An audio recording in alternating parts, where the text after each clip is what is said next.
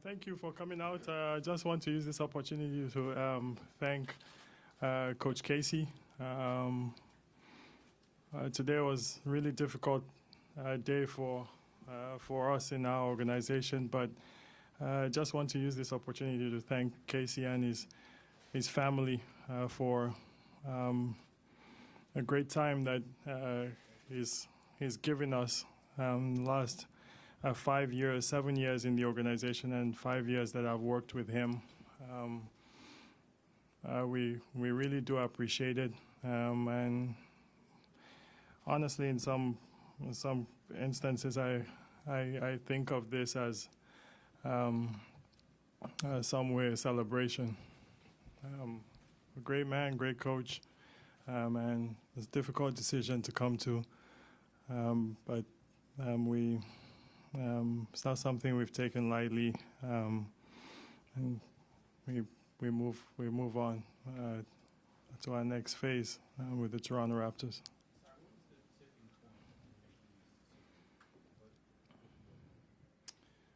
I don't know that there was a tipping point. You know, like when we go through our evaluation process, you know, like you take from day one till today, and we did our due diligence. We went through the process, and this is the decision we came up with. So what went into that decision? What was ultimately I think in some ways, I think the time has come. You know, like sometimes, you know, like these things come to an end, relationships come to an end, and we'll figure out a way to move on, new voice, and just knew everything in terms of that position, and it's really difficult to make this, especially in a short time from when the season ended to now. So nothing in particular that Coach Casey did wrong, but I think it was time for this to happen. Why was it important to you to make this decision as quickly as you did? You know, I've used the last 3 days to really evaluate, spent countless hours, worked with our team. This is not something we take lightly, but also in consideration with Coach Casey, and maybe looking at other jobs. You know, I give him that chance. Be fair that way. You know, that we're not taking that chance away instead of dragging things on. You said this is difficult. Did you speak to him in person or over the phone? And what was his reaction? Yeah, I'd never speak to Casey over the phone with something like this. You know, like I met with him today. We've met every day. Had lunch together yesterday. What an unbelievable human being. You know, like it made it. This the hardest thing I've done in my life. I'll say it. And Bobby Webster and I went to speak to him, and I've never met anybody so that classy in my life. You know, like I don't know that I'll work. I can honestly say that I don't know that I'll work with a better person. What did he say back to you? He's just very graceful. You know, he thanked us. He appreciated his time here, and just grateful, just Casey. Last year we talked about culture reset. Is this the start of another culture reset? You know, it is a start of a time. That's the honest truth. You know, when you lose your head coach, he was a figure. He was part of this great culture I feel that we've built. I think it's one of the best in the NBA, and Coach Casey was in front of it. So in that, to your question, you know, like yes, it's starting again. You know, because we've lost somebody phenomenal.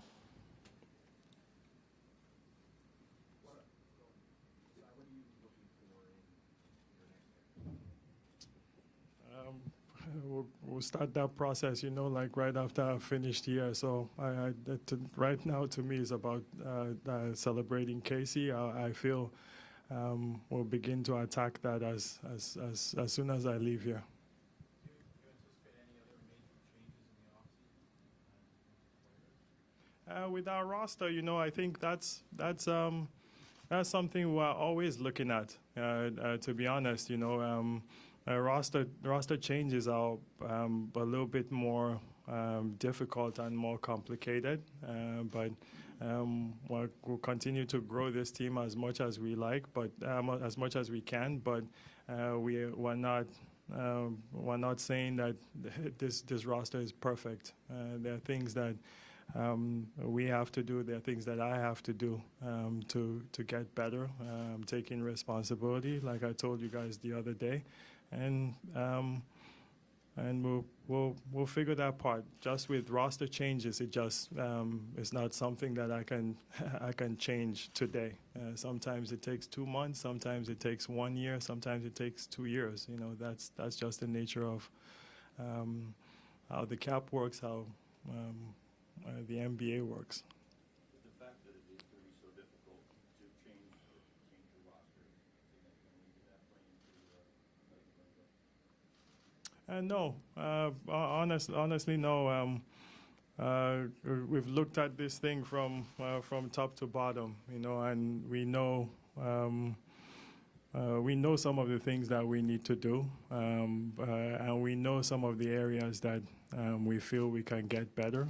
And obviously, there are some things that we're going to leave till the next person comes and have that discussion, that collaboration with that person.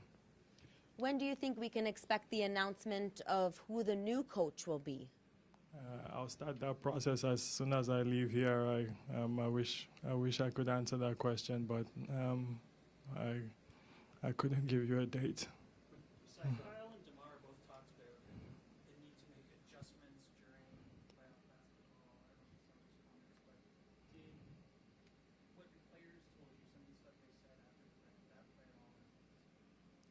I haven't talked to Kyle and DeMar outside of when I called them to tell them this. I haven't even done exit interviews with Kyle and DeMar, to be honest with you. I leave with our veterans. I have exit interviews with them later on after the emotions are all down. But I called them to tell them that that this decision has been made. You know, like, but. No, they are not those type of guys that they don't come and tell me, you know, there's no negativity in our organization like that, you know. So to be honest, there was no conversation, yeah, no, nothing like that. What did they say to you beside when you told them? You could tell, you know, like everybody is, you know, a sense of you can feel, you know, there's 5 years of bond here, you know, with all these players. That's the coach they know. This is the coach we know. So you can actually like feel it, you know, like every single one that I've talked to so far. Where are your feelings in terms of maybe going as an experienced head coach? Would you look at a first-time head coach? How open are you to those possibilities? I'm open. You know, we'll look everywhere. I'm not dragging anything where we're looking at 50 people. You know, like we'll have hopefully a good list. But yeah, no, I'm not. I'm going to look at every instance. You know, I'm not ruling out anything. We'll do a thorough job at investigating, finding, and looking for the right person for the job. Sadly, you make a move like this, how does this affect the staff as well in terms of the nurse wrestling and GM of the rest? All of them are with us for now, and I'll keep it. I'm going to keep it that way. I think obviously some of them will get interviews. We're going to go through that. I don't know what specifics, but for now, they remain with us in their positions. So in your experience, what kind of impact can a new guest have on the team? I think it'll be strong. I think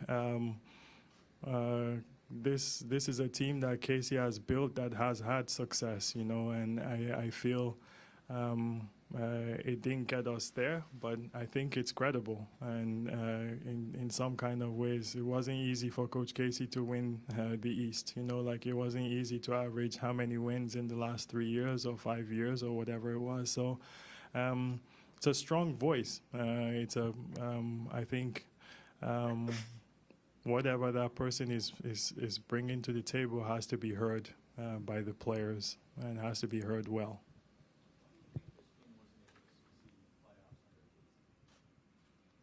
I don't know that I call it like not succeeding, you know. I always take it to where we were the 5 years and the 5 years that at least I know with working with Casey, you know, like, and that's the success that hopefully, you know, like he's been given the opportunity to have here,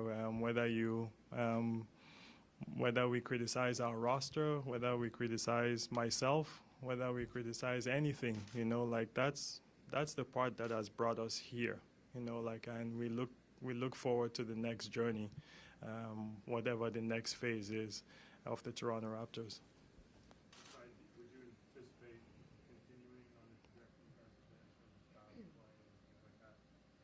Are you looking to No, I hope we can, you know, because obviously you've built, you try to get those kind of players to fit that mode. So hopefully we can there's a smooth transition to that. But a new coach is going to have his style. He's going to have his own voice. So I'm not a coach, so I don't I can't comment too much on that. You talked about his professional accomplishments over 5 years, but on a personal level, what did you learn from him, or what were you most about? Like I said, I don't think I'll work with, in terms of collaboration, I don't think I'll work with a better person. You know, maybe my dad, but this guy, you know, is phenomenal. You know, a listener, a learner, a performer, and a real person. To be honest, in our business, you know, you finding real people, you know, like people that look you in the eye and tell you, and you know, like what they're telling you is what they're telling you. That's Coach Casey. He's a good man, a good ball coach. So you might have touched on it a little bit earlier, but when he was informed of it, did he understand where you were coming from? Yes. Yeah, he completely did, and as I said, I can't repeat it. I would repeat it 100 times. Very graceful, very. He was very good.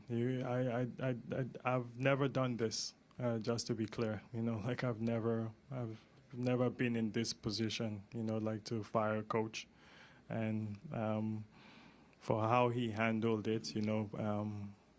Honestly, in Toronto, in Canada, even in the NBA, we should celebrate a guy like this. I hope Coach Casey gets Coach of the Year because he deserves it. I saw everything he did here. I saw the job this year he did. He deserves it. There are people who weren't quite clear why you had him show up here the other day and sort of speak on the basis of not knowing where he stood, justifying his job. I mean, how do you feel about that message? Two things, you know, like to me, when we hadn't even come close to making a decision, and honestly, like at the time, I didn't know which way it would go. That's coming from my heart. After doing all the due diligence with everybody on our staff, Bobby Webster, Teresa, Dan Tolzman, Keith, Wayne Embry, ownership, everything. You know, this is honestly, it's like it was night and there's plenty work that we had to put in, especially when you're looking at the window of other openings. Secondly, to me, I've always thought when you do things naturally, you know, like, and the natural thing for me to do always has been a press conference after we're done with the season, and I wanted to give Coach Casey that opportunity because even if we were doing something like this later, it's good for everybody to hear his voice. It's good for everybody to hear from him. Masai, there was a report that Dwane Casey considered expansion. Was there any issue with that in respect to that? You put down for the water given the fact that No.